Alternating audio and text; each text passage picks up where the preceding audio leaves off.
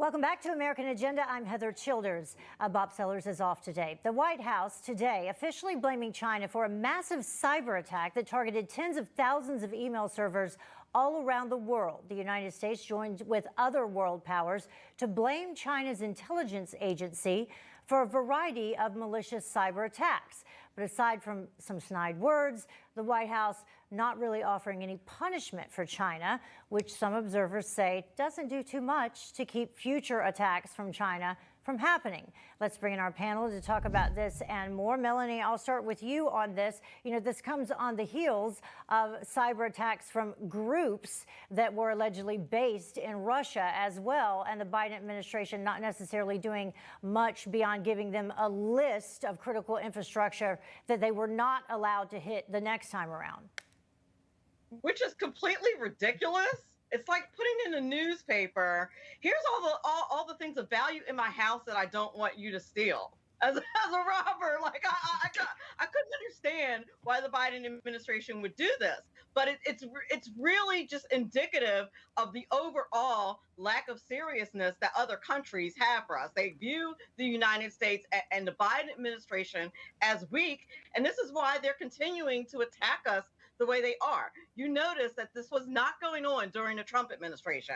They were far too afraid and intimidated by President Trump to pull this stuff. But they're treating us like the weaklings that we are at this point. Ford, what about that? You know, if you want to talk specifically about how he's dealt with Russia or how he is dealing with China, you know, specifically today in this latest cyber attack, is this an indication to you that he has no intention of being tough on China? Well, when you don't treat criminals like criminals, you're going to have a breakdown of the social order. And the future of warfare on the global stage is two things: bioweapons and cyber hacks. And we saw with bioweapons, we didn't actually reprimand China for unleashing COVID on the world. And now you have a cyber hack. And what people need to understand is that in a matter of seconds, I can turn America into the Stone Ages with a flick of a switch. If you don't send a message of retribution, you're only going to embolden China to continue along the same lines. Letters of mean words and condemnation on the world stage for the UN isn't going to do the trick. You're going to have a reverse cyber hack on China. A reverse cyber attack on China. Is that what you think should happen, Bobby? Well, I think we need to be tougher, and we need to, you know, state our case and back it up. I mean, like Melanie said, instead we're issuing lists of safe spaces. You know, the person breaks in, but then you have tags on certain items, say, please don't take this. It makes no sense. But this is the history of warfare. I mean, the future of warfare, the future of espionage, economic and military cyber attacks. That's where it's going. So if we aren't on top of it or ahead of it, we're losing.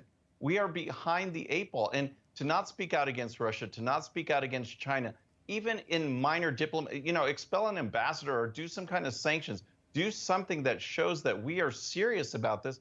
Otherwise, they're going to just keep hacking. They're going to keep hacking and gain some real information before we can do anything about it. Yeah, Ford, you know, we've seen these cyber attacks now to hit our infrastructure in various ways. We've seen them, you know, hit a pipeline. We've seen them hit the meat industry. We've seen them hit individual companies as well.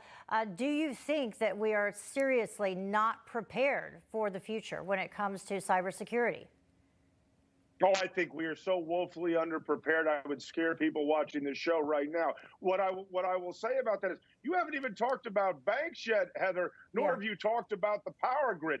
This is where we should be spending our infrastructure money. We just talked about an infrastructure bill. That's how we should be doing it. And to expand on what Bobby said about sort of cyber hacks, there's 3 types of general cyber hacks. One is to do a maximum amount of damage. Number 2 is a phishing expedition like we saw with the Colonial Pipeline. But number 3 is to send a message. And my response was, whether it's China or Russia, you need to send a proportional cyber message. And right now, the Biden administration just chooses to turn the other cheek. And that's going to hurt not only America, but the rest of the world. Yeah, Melanie, it does seem like we're turning the other cheek.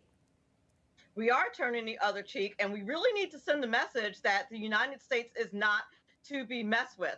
And I find it really crazy that Psaki and the Biden administration doesn't want to get too involved with private companies. as far as what they're doing with their cybersecurity. Like whenever there's a breach, that's one of the first things they say. Well, that's a private company, and while we encourage them to keep their infrastructure up to date, we don't really want to get involved with that. But you want to totally get involved with what Facebook is doing and censoring all of our social media posts. Very, very good point from all of you. That's why we have you on the panel. Ford, Melanie, and Bobby, thank you very much for joining us today, as always.